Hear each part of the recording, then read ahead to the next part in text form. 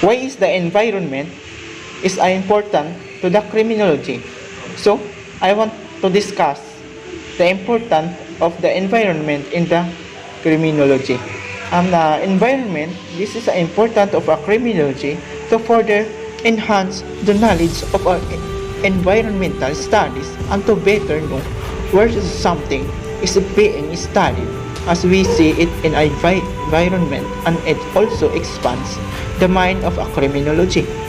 Environmental education is a process that allows individuals to explore environmental issues, engage in problems solving, and take actions to improve the environment. As a result, individuals develop a deeper understanding of environmental issues and have the skills to make informations and responsible decisions. So, why is the environment is important to the criminology? Based on my basic understanding, an environment and criminology, this is a connected because criminology are the studies of our surrounding.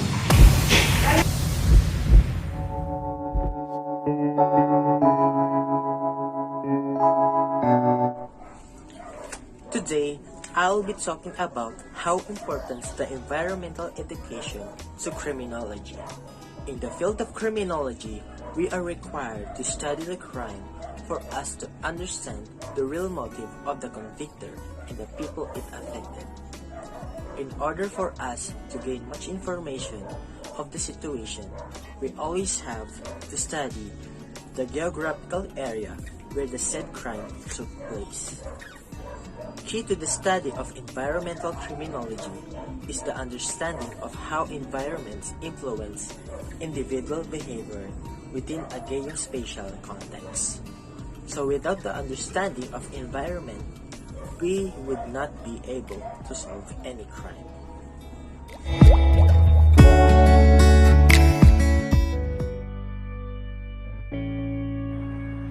There is a community interaction and ecosystem such as mutualism, wherein two species have long-term interaction that is benefit to both of them. For example, bee and flower.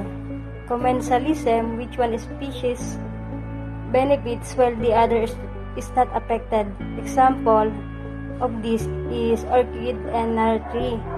In predation, the one prey which is the source of food and predator. Example, snake and frog.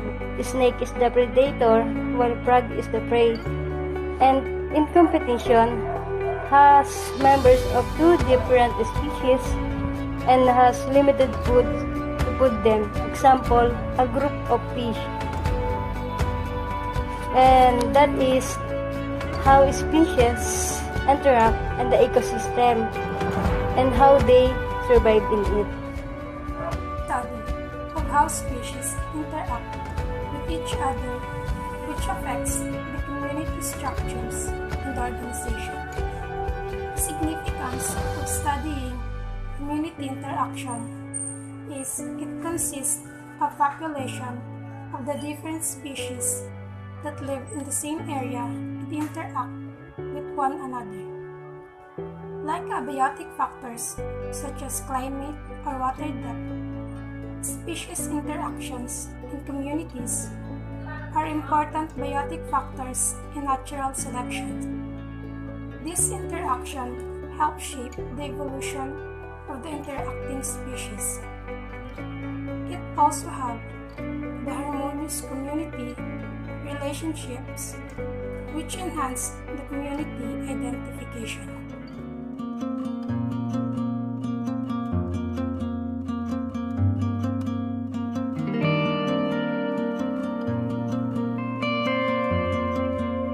So, in this video, I will discuss about how biomes differ from each other and what are the significance of learning the characteristics of each biome. At first, what is a biome?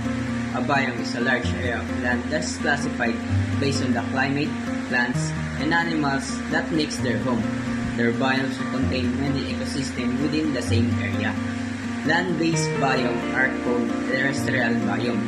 Water-based biome are called aquatic biomes. They are controlled about their temperature, precipitation amount, and prevalent organisms characterize the biomes of the world. So, how biomes differ from each other? Biomes on the land form as a direct result of a temperature and moisture. Temperature is the most at the equator and drops as you go towards the pole, it gets colder. Rainfall is more complex but is essentially controlled by big atmospheric circulation cells that either produce a lot of rainfall, as in the tropic area, or very little, as in the Sahara Desert. Marine biomes or the aquatic biomes are controlled by temperature, depth, salinity, oxygen content, and pressure. So as you can see, you can easily differ them by their temperature and then their area controlled. In the terrestrial biome, they are included on tropical rainforests, temperate forests, grassland, desert, tundra, taiga, savanna, and chaparral. And the aquatic biome are based only on bodies of water. That's why you can easily differ them by each other and then their examples.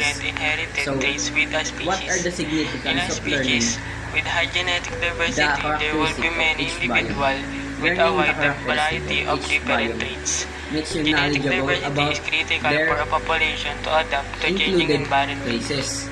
Species diversity. Species diversity is the number of the different species that are represented in a given community. The effective number of species refers to the number of equality, abundant species needed to obtain the same in proportional That's why species. it is important Abundance as the observed in the dataset of it interest. is important Ecosystem diversity. that Ecosystem accuracy diversity deals with the variation in ecosystem with a geographical location and its overall impact on human existence and the environment. Ecosystem diversity addresses the combined characteristics of biotic properties and abiotic properties. Enumeration the importance of biodiversity. Biodiversity is important to humans for many reasons. Ecological life support biodiversity, provide function ecosystem that supply oxygen, clean air and water, pollination of plants, pest control, wastewater treatment, and many ecosystem services.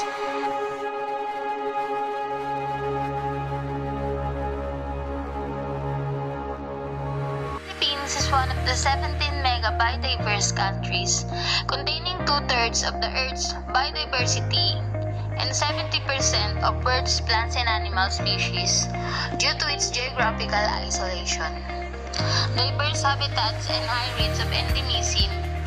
The Philippines' biodiversity provides several ecosystem services. So what is endemism? Endemism is the state of a species being native to a single defined geographic location, such as an island, state, nation, country, or other defined zone. Organisms that are indigenous to a place are not endemic to if they are also found elsewhere.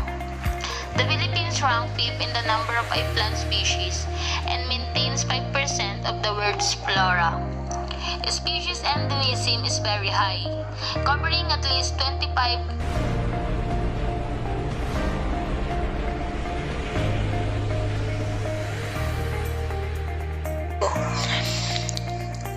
In the last Puerto Princesa Underground River in Palawan, that river is a 45 minutes tour will take you through the subterranean river system that's 8.2 kilometers long and empties directly to the sea. But many wonders can be seen in the Philippines. The species of animals that can be seen in the Philippines is whale shark.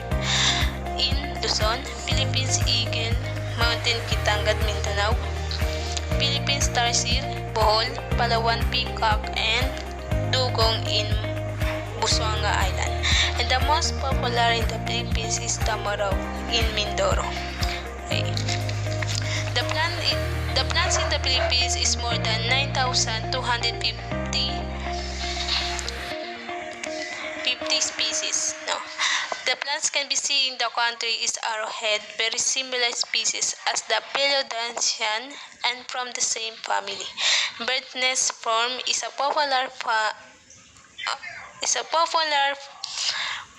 fan plant that display attractive 2 feet long fronds. Once it matures, and the last is Arabian jasmine. In Tagalog is sampagita. Is the sweetly scented tropical flowers.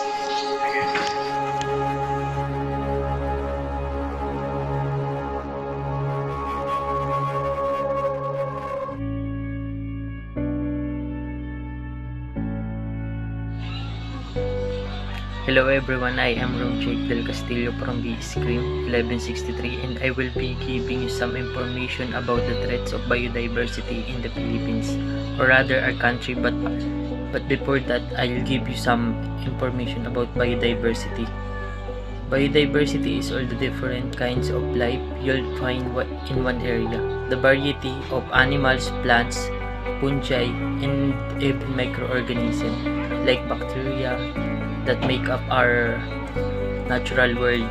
Each of these species and organisms work together in ecosystems like an intricate web to maintain balance and support life. Biodiversity supports everything in nature that we need to survive: food, clean water, medicine, and shelter. The continuing habitat degradation and forest land conversion are major threats to the Philippine biodiversity. These are attributed primarily to large-scale and indiscriminate logging and mining, burgeoning human population, overharvesting of resources, and infrastructure development. The Philippines is one of 18 mega biodiverse countries of the world, containing 2/3 of the Earth's biodiversity and between 70% and 80% of the world's plant and animal species. The Philippines rank 5th in the number of plant species and maintains 5% of the world's flora. The Philippines are home to hundreds of animal species unique to these islands, but there is another reason to study biological diversity here. When conservation biologists list the countries with the largest number of species threatened with extinction, the Philippines ranks among the top 10. When you consider the relative size of these countries, the Philippines often rises to the very top the list. Currently, 51 mammal species that are endemic to the Philippines, a country about the size of the state of New Mexico, are on the list of endangered species. By comparison, in Australia, which is more than 25 times the size of the Philippines, 64 mammal species are endangered. For acre, the Philippines may have the most seriously threatened flora and fauna on Earth. Threats facing Philippines forests. The causes of endangerment are complex, but some of the primary reasons are a very dense population of human, or over 90 million citizens, many of whom are subsistence farmers, extremely poor management of logging and agriculture practices, extensive mining of steep mountain slopes. Their overall result has been that the Philippines, once clothed in rainforest over at least 95% of its land surface, now has only about 8% of the original rainforest remaining, with perhaps another 12-15% covered 12 to 15% covered by second growth forest. These places in the Philippines there are or at the top of another list that one of the most severely deforested tropical countries in the world. The human costs, plants and animals aren't the only ones dependent on rainforest. For the Philippine people, these woodlands ensure a supply of clean water, protect low-lying areas from flooding during typhoons, and provide wild game, medicinal plants, recreation, and ecotourism. Loss of rainforest not only depletes resources but also causes drought and infertile soil and intense erosion and siltation, which shortens the lifespan of hydroelectrical dams that supplies entire regions with power and water for irrigation. In addition, deforestation also intensifies storm associated with the El Niño effect, which has resulted in incredibly high human mortality rates due devastating floods. Beyond the direct cost, the damage caused by deforestation, the indirect cost from reduced income can be great as well. Without soil, agricultural efforts cannot be resumed for 25 to 50 years, demonstrating that logging produce net loss, not net benefit. Resulting siltation enters the water supply, killing fish and corals, which negatively impacts both the fishing and ecotourism industries. Big business for many in the Philippines. Hope for the future. Plotting a corrective course for a country with such severe social and environmental problems is an enormous challenge. However, many aspects of the decline the began long ago have been either reversed or at least slowed through the efforts of the Field Museum, Philippines Mammal Project, and the other organizations and institutions. Obtaining new information on the conservation status of the wildlife and their habitats, providing current and accurate information about the habitat management and conservation to government agencies at the national and local levels, and educating the public about the spectacular animals that fly around them so that people will be more strongly motivated to promote conservation have all helped to rejuvenate the forest and preserve one of the most endangered ecosystem in the world. Thank you.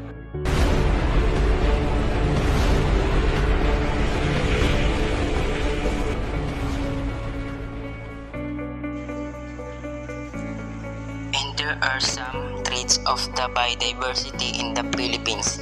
One of that is the deforestation. Forest ecosystems contains as much as 80% of the world's terrestrial biodiversity and provide wood, fiber, and biomass energy, as well as critical component of the global cycle of water, energy, and nutrients. And forest ecosystems are being cleared and degraded in many parts of the world. Another trait of the biodiversity of the Philippines is burgeoning human population, over-harvesting of resources, and infrastructure development.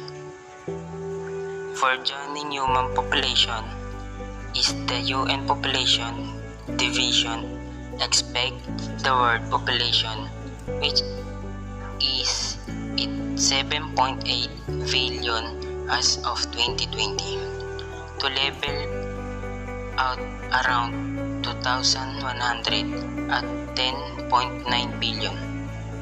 The median line assuming a continuing decrease in the global average fertility rate from 2.5.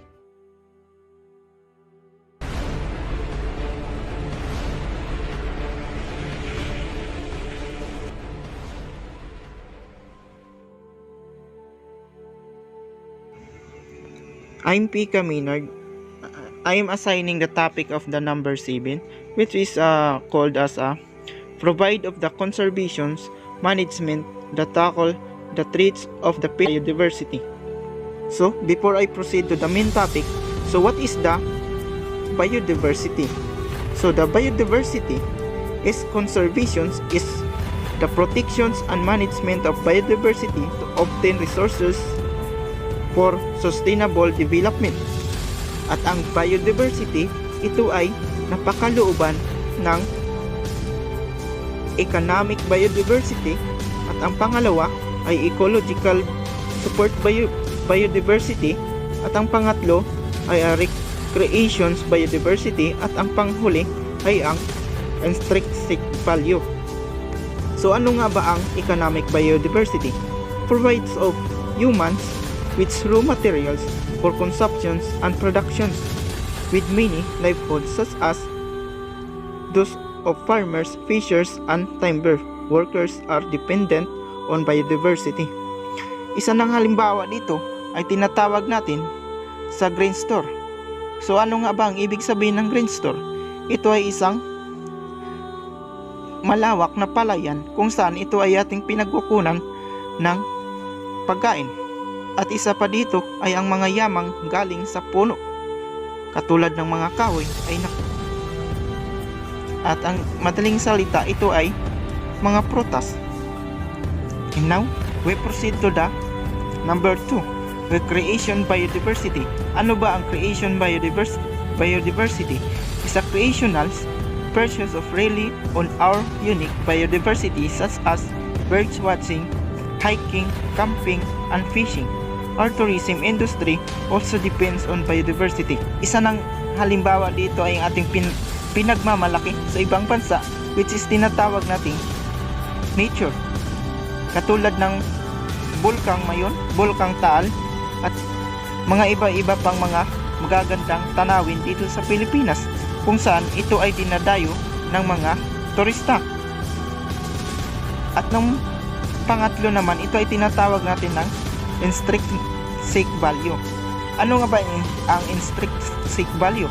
That is species has a value and a right to the excess whether or not known as the value to humans.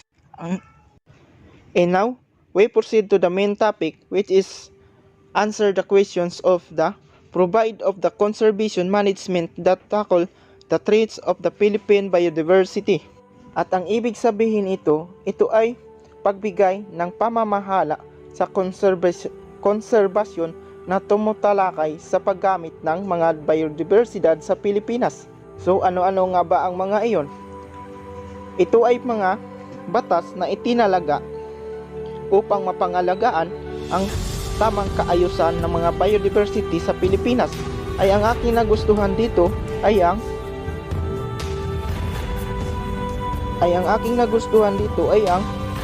batas kung saan ito ay tumatalaga sa aking isipan at pumukaw sa aking damdamin. Ito ay ang batas na tinawag na Philippine Development the number of 330 and Philippine Development the number of 953, the law on penalizing illegal cutting trees. So ibig sabihin ng illegal cutting of trees, ito ay isang batas. Halimbawa dito, ito ay isang batas na ipinapatupad upang mapangalagaan at mapatigil ang pagputol ng mga puno. Ay ang masamang epekto nito ay nagdulot ng matinding landslide o matinding pagbaha, kung saan